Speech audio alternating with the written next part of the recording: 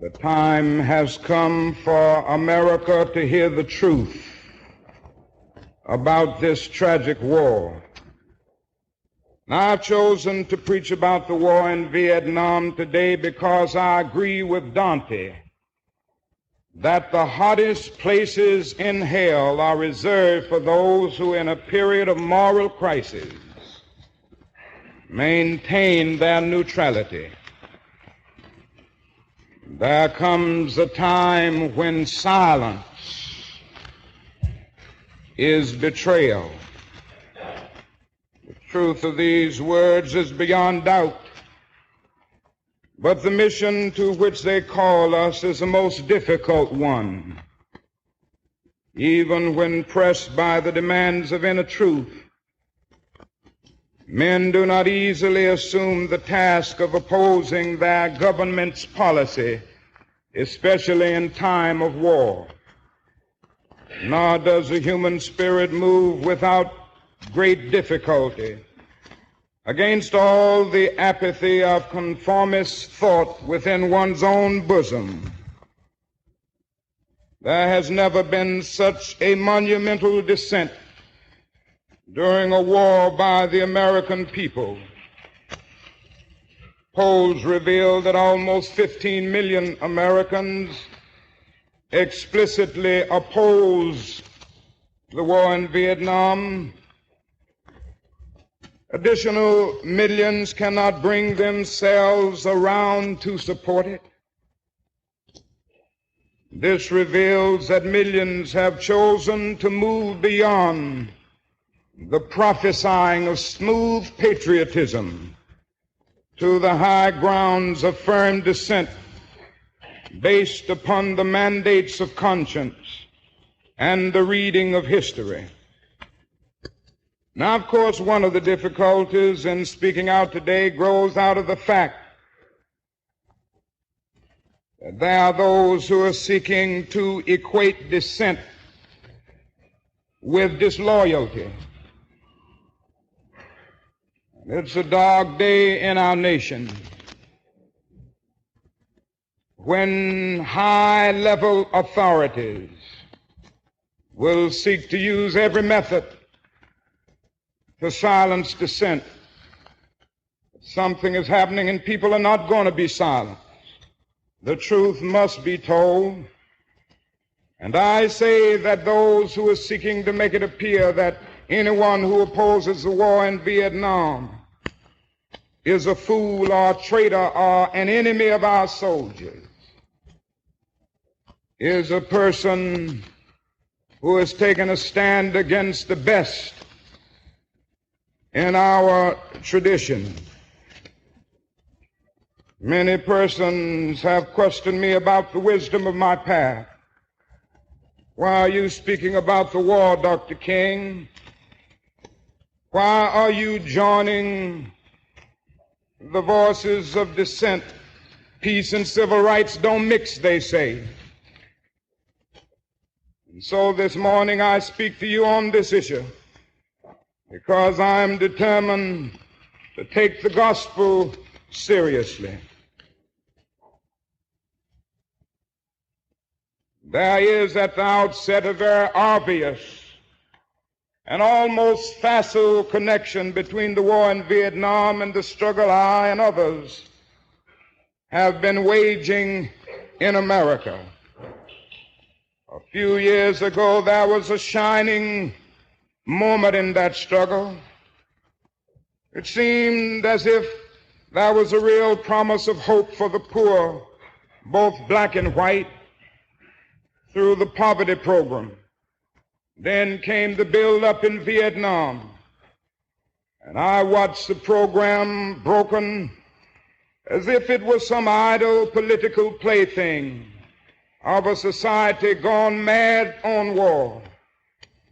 And I knew that America would never invest the necessary funds or energies in rehabilitation of its poor so long as adventures like Vietnam continue to draw men and skills and money like some demonic destructive suction tube.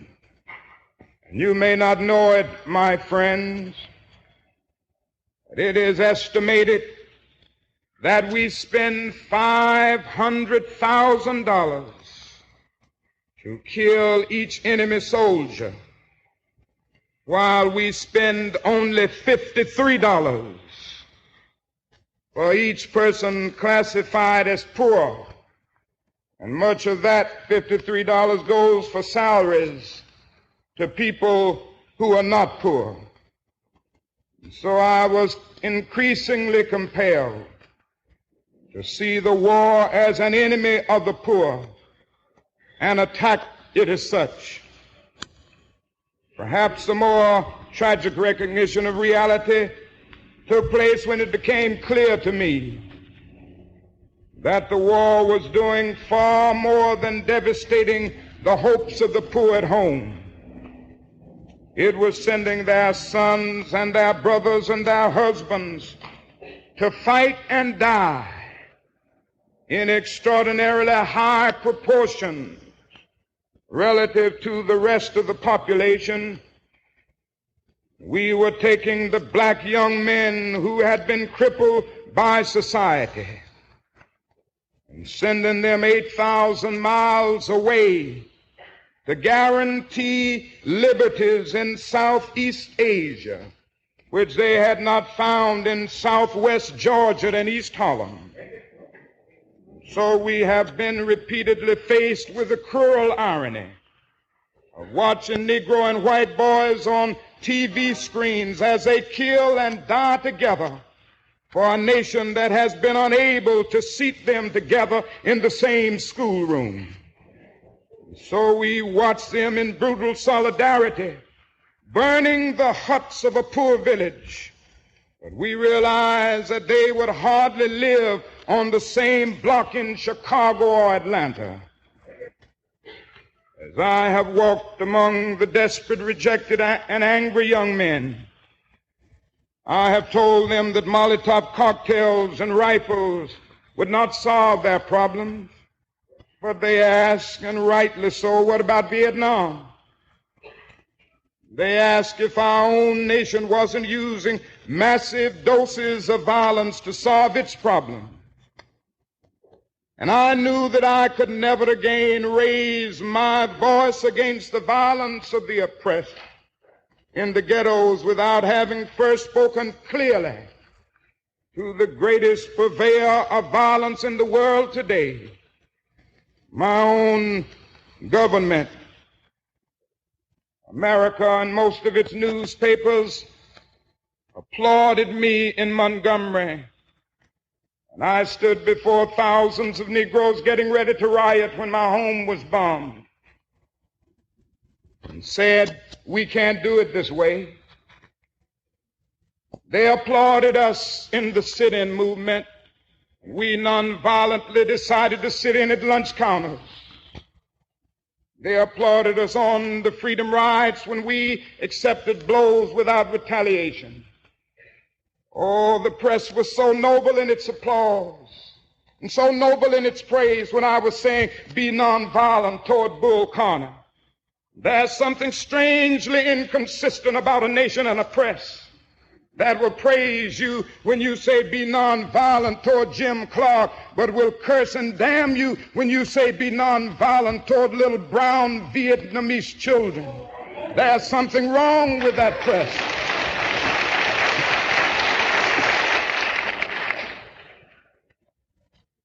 Another burden of responsibility was placed upon me in 1964. And I cannot forget that the Nobel Peace Prize was not just something taking place, but it was a commission to work harder than I had ever worked before for the brotherhood of man. This is a calling that takes me beyond national allegiances, but even if it were not present, I would yet have to live with the meaning of my commitment to the ministry of Jesus Christ. To me, the relationship of this ministry to the making of peace is so obvious that I sometimes marvel at those who ask me why I am speaking against the war. Could it be that they do not know that the good news was meant for all men, for communists and capitalists, for their children and ours, for black and white, for revolutionary and conservative? Have they forgotten that my ministry is in obedience to the one who loved his enemies so fully that he died for them? What then can I say to the Viet Cong or to Castro or to Mao as a faithful minister to Jesus Christ? Can I threaten them with death?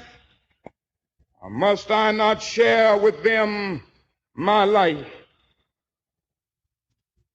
There will be no meaningful solution until some attempt is made to know these people and hear their broken cries. And who are we supporting in Vietnam today? It's a man by the name of General Key, who fought with the French against his own people, and who said on one occasion that the greatest hero of his life is Hitler. This is who we are supporting in Vietnam today. Oh, our government and the press generally won't tell us these things, but God told me to tell you this morning. The truth must be told.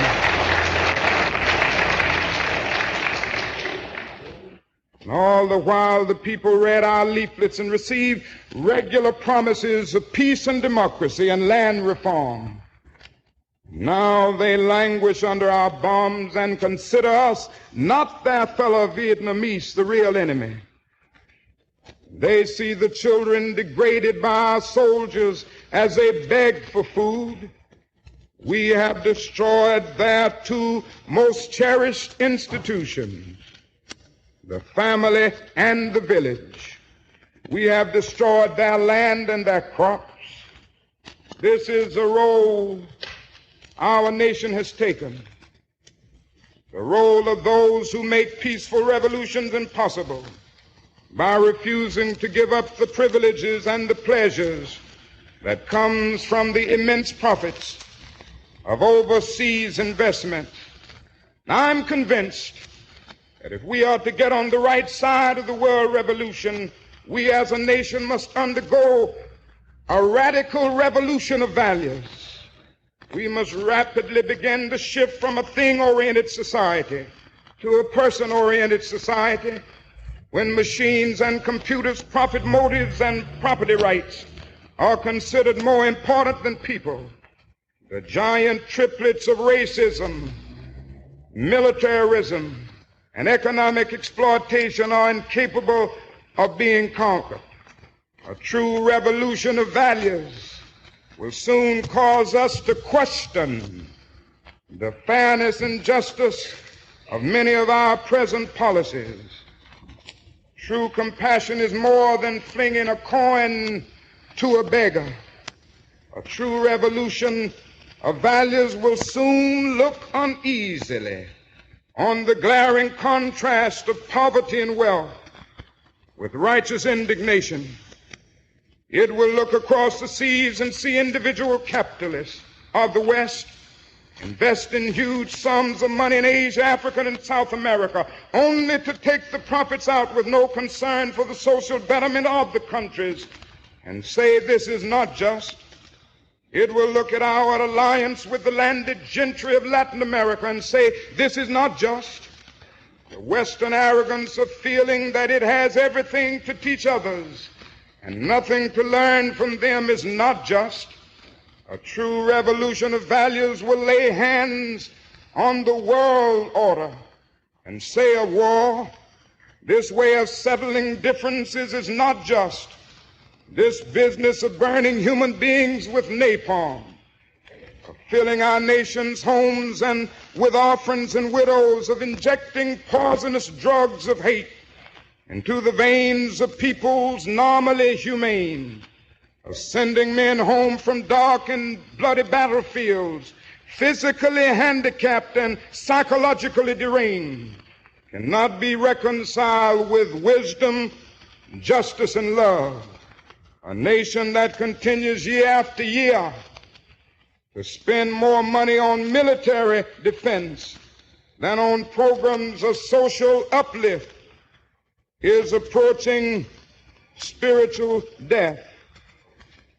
And it is a sad fact that because of comfort, complacency, a morbid fear of communism, our proneness to adjust to injustice, the Western nations that initiated so much of the revolutionary spirit of the modern world have now become the arch anti-revolutionaries.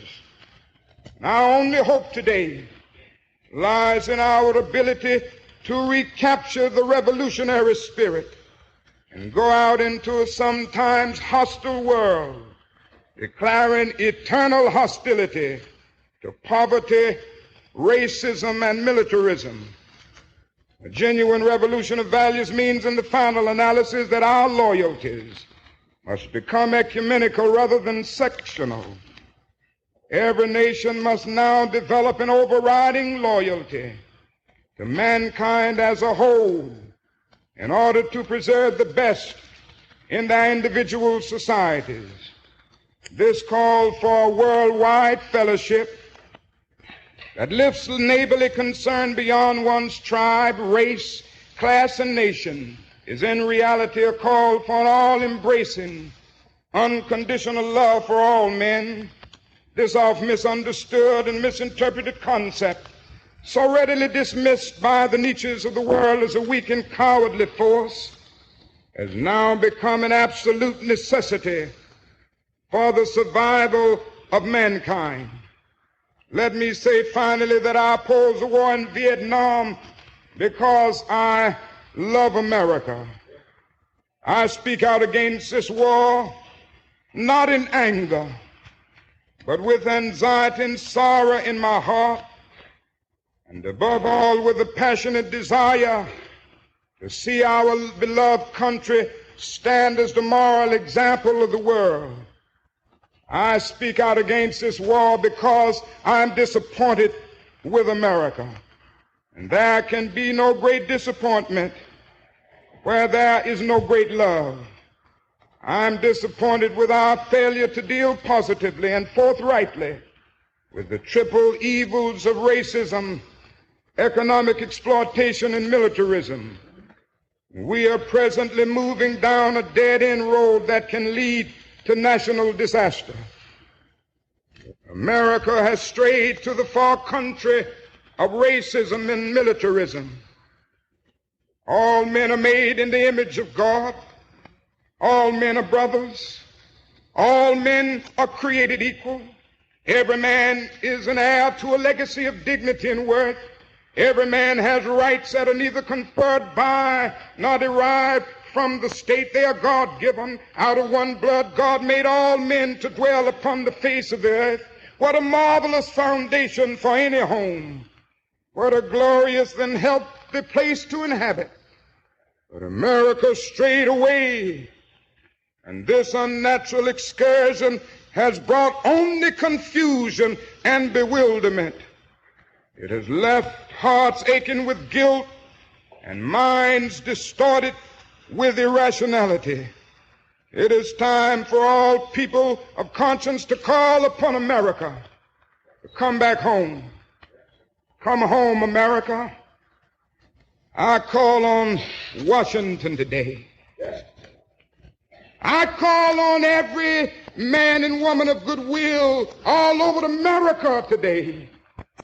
I call on the young men of America who must make a choice today to take a stand on this issue. Tomorrow may be too late, and don't let anybody make you think that God chose America as his divine messianic force to be a sort of policeman of the whole world. God has a way of standing before the nations with judgment, and it seems that I can hear God saying to America, "You are too arrogant." Now, it isn't easy. to stand up for truth and for justice. Sometimes it means being frustrated when you tell the truth and take a stand. Sometimes it means losing a job. It means being abused and scorned. It may mean having a 7 or 8-year-old child asking your daddy, why do you have to go to jail so much? I've long since learned that to be a follower of Jesus Christ means taking up the cross. And my Bible tells me that Good Friday comes before Easter. For the crown we wear, there is the cross that we must bear. Let us bear it. Bear it for truth. Bear it for justice. And bear it for peace. Let us go out this morning with that determination. And I have not lost faith. I'm not in despair. I haven't lost faith because the arc of the moral universe is long, but it bends toward justice. We shall overcome because the Bible is right. You shall reap what you sow. With this faith, we will be able to speed up the day when justice will roll down like waters and righteousness like a mighty stream.